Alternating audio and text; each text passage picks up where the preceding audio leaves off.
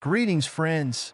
The history of this outstanding military theorist and practitioner of tank operations, the first Marshal of the tank forces, is inextricably linked with the history of the tank forces of the Red Army.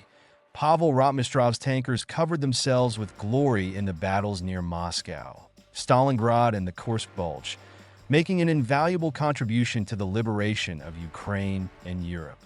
Pavel Alexievich Rotmistrov was born on July 6, 1901 in the village of Skovarovo, which is about 200 versts from Tver. His father, a village blacksmith, was a literate man, knew arithmetic well, played the violin, standing out among the villagers who preferred accordion, was fond of collecting books, and there was an extensive library in the house of the captain. Pavel was the youngest child in a family with 9 children. The blacksmith's 3 sons, including Pavel, successfully graduated from the village school and then continued their education at the higher primary school located in Selizarov. Every morning, their father drove them 20 versts to the school on a cart and took them back in the evening. From early childhood, the children were accustomed to work. They helped with the housework. The boys, as they grew up, worked in their father's forge, and when they gained strength, they went rafting on the Volga. After the establishment of Soviet power, a dekolonization campaign began in Selizarovsky district to avoid exile. The blacksmith Semyon Rotmistrov, although he did not use hired labor, voluntarily handed over both the forge and the horses to the state. The family lived off the garden. Fortunately, there were enough workers. Suddenly, Pavel decided to go to work in Samara, where he got a job as a loader at the port. In 1919, when the White Guard troops were advancing on the Volga, Pavel, having added a year to himself, joined the ranks of the Red Army. He received his first baptism of fire in the battles of Bugolma and joined the party there. In February 1921, as a cadet of the 3rd Smolensk Western Infantry School, he showed courage in suppressing the Kronstadt Rebellion, for which he was awarded his first Order of the Red Banner. After completing his military service, Pavel Alexievich continued his education. In 1924, he graduated from the first Soviet military school of the Red Army, which later became the famous Parquet School named after the Supreme Soviet of the RSFSR.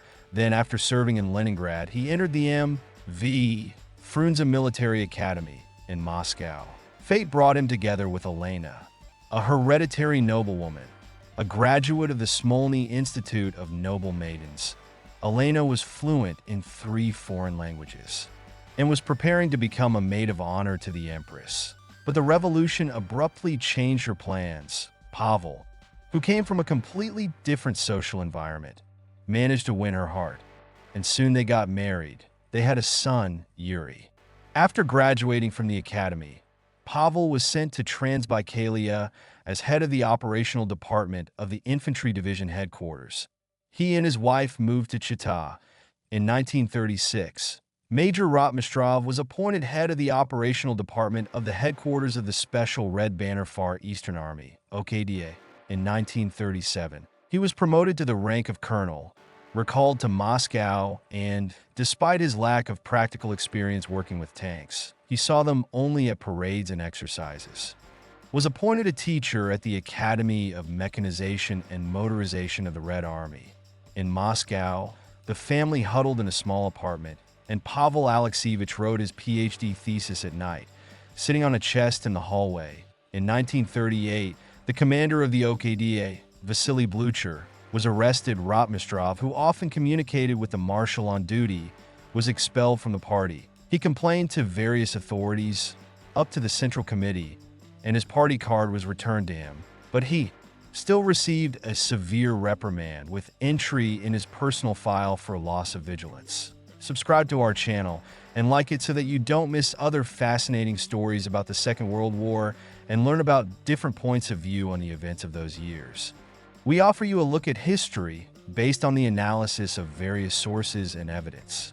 On November 30th, 1939, the Soviet-Finnish War broke out. Rotmistrov was appointed to the group of the headquarters of the Northwestern Front. There he decided to test his theoretical calculations in practice and submitted a report asking for a tank battalion. So Colonel Rotmistrov, a prominent tank combat theorist, participated in a real tank battle for the first time in his life.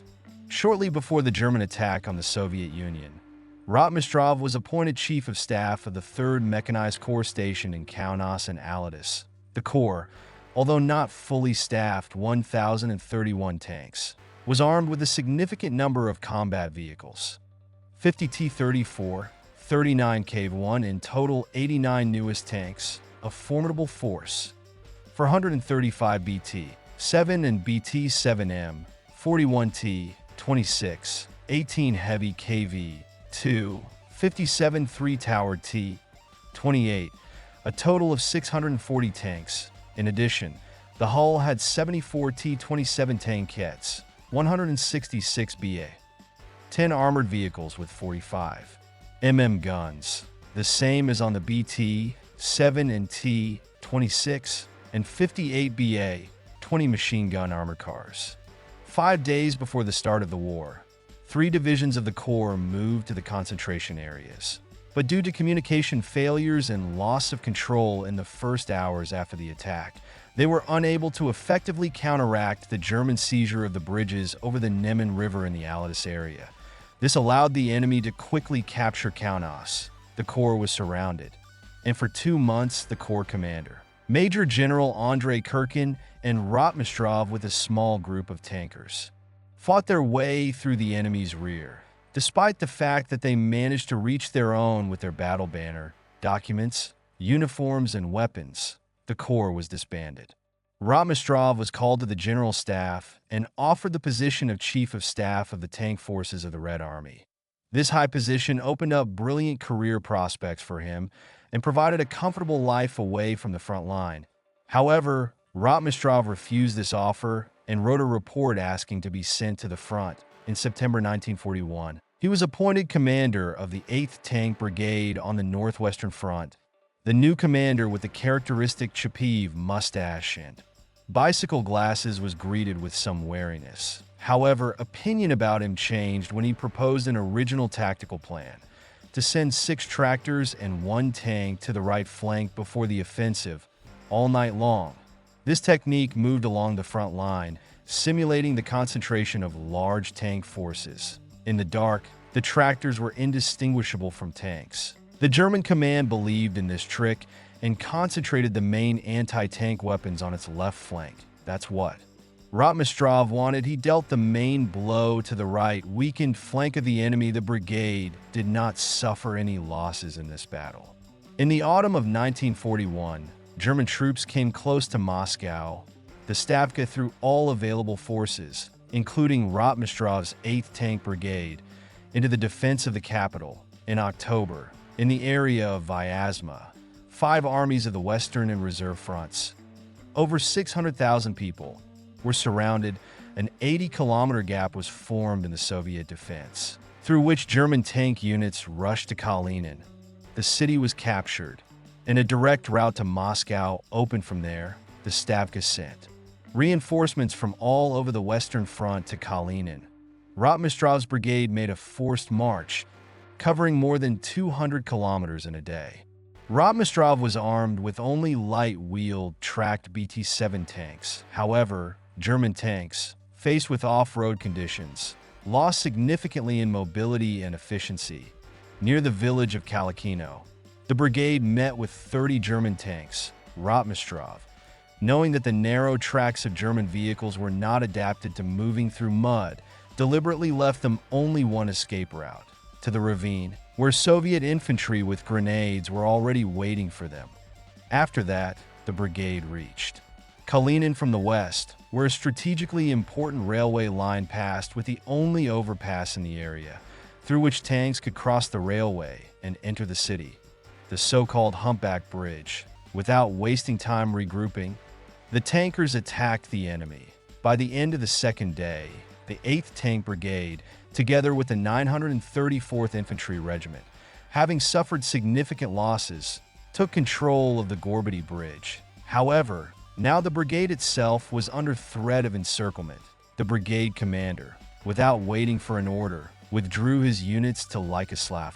He was threatened with a tribunal for unauthorized abandonment of positions. But the commander of the front's operational group, Lieutenant General.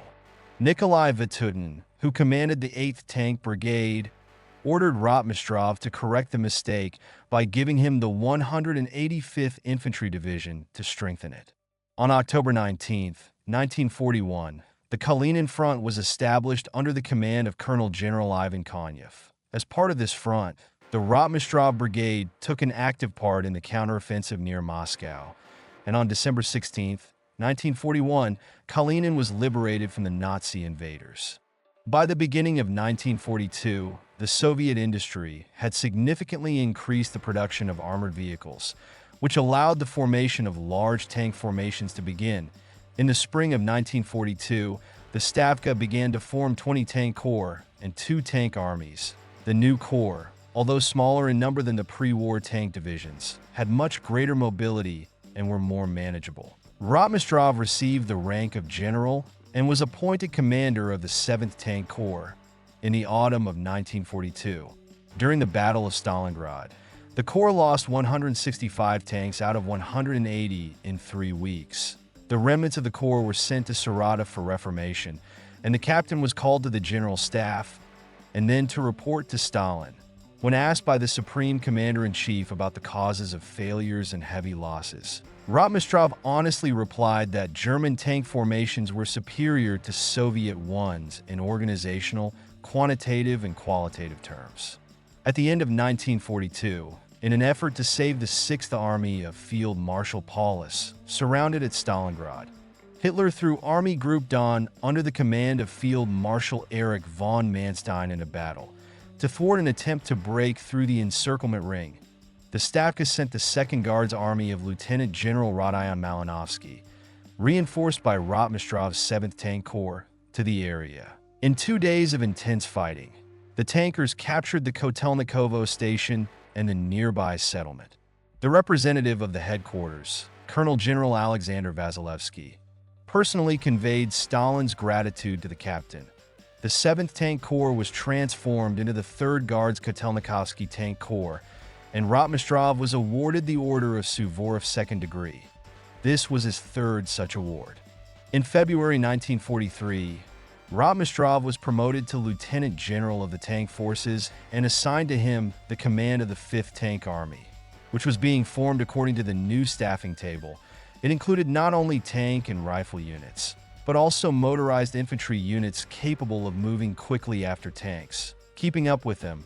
At this time, the Germans already had new, more powerful tanks. PZ, KPFW, V Panther, and PZ, KPFW 6 Tiger, armed with long-barreled 75mm and 88mm guns. Respectively, the Soviet designers were somewhat late with the modernization of their tanks. The situation at the front indicated that the Germans were preparing a major offensive to encircle the Soviet troops concentrated in the Kursk salient. It was planned to deliver 2 powerful flank attacks from the districts of Kharkov and Belgorod. The Stavka, in turn, hoped to use the Kursk salient as a springboard for an offensive against Ukraine. On July 5, 1943, German troops went on the offensive. The Voronezh Front, under the command of Army General Nikolai Vatutin, which was hit by the main blow of the enemy, had a hard time. The Germans broke through the first lines of defense and continued to advance.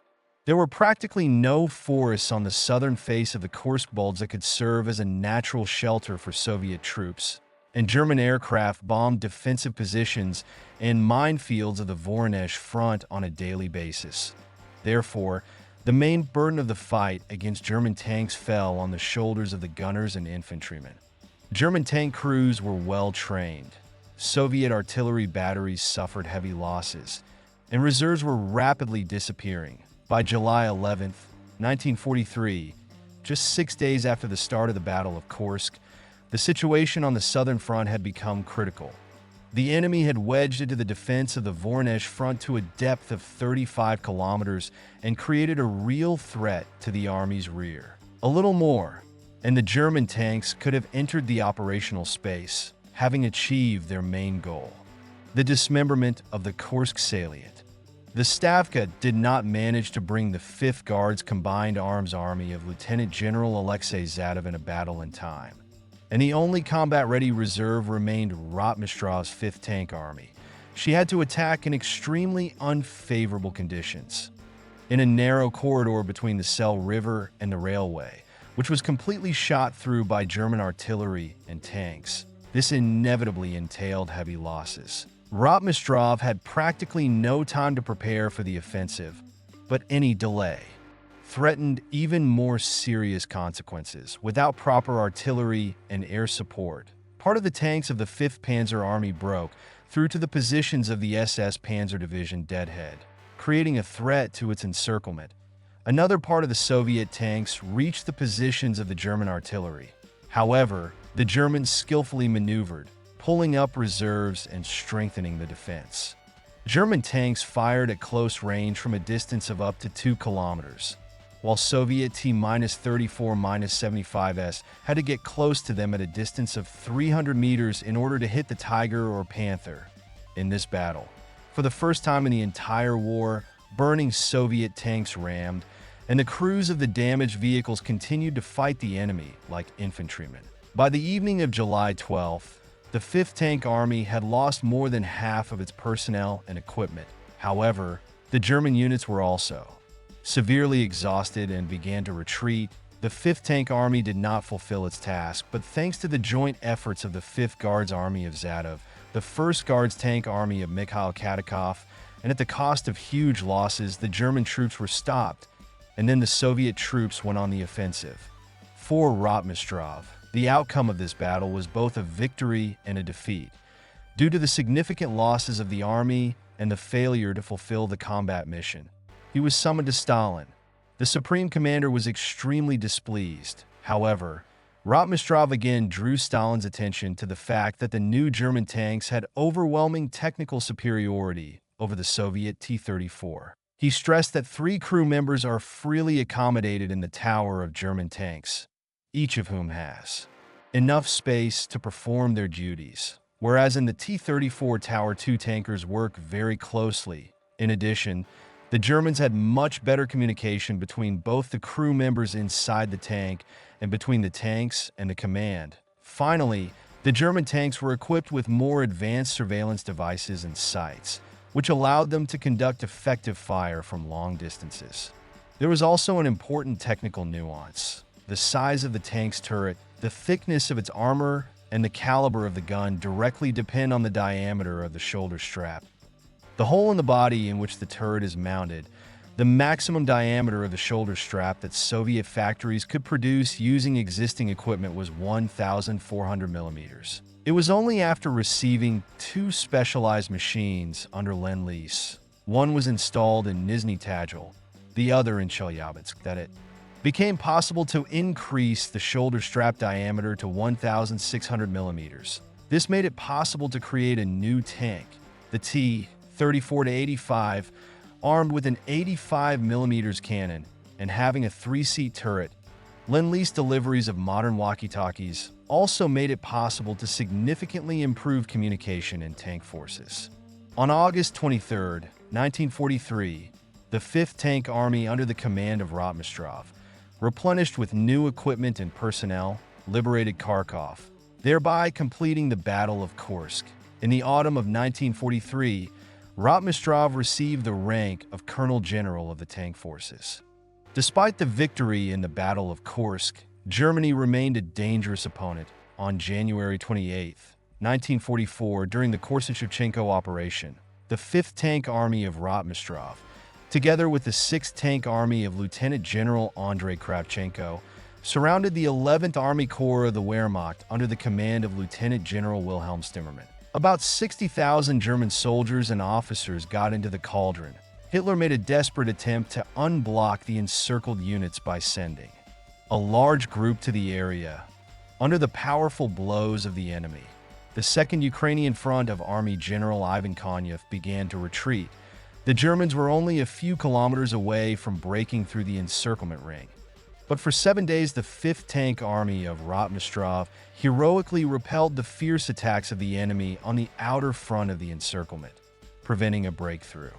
On February 21, 1944, Pavel Alexeyevich Rotmistrov became the first Marshal of tank forces in the history of the Soviet Armed Forces and was awarded the Order of Suvorov, first degree, in July 1944. The 5th Tank Army, as part of the 3rd Belarusian Front under the command of the youngest Army General Ivan Cherniakovsky, participated in the liberation of Minsk and Vilnius. In these battles, the army suffered significant losses, which caused a serious conflict between Rotmistrov and Cherniakovsky, who enjoyed Stalin's special favor.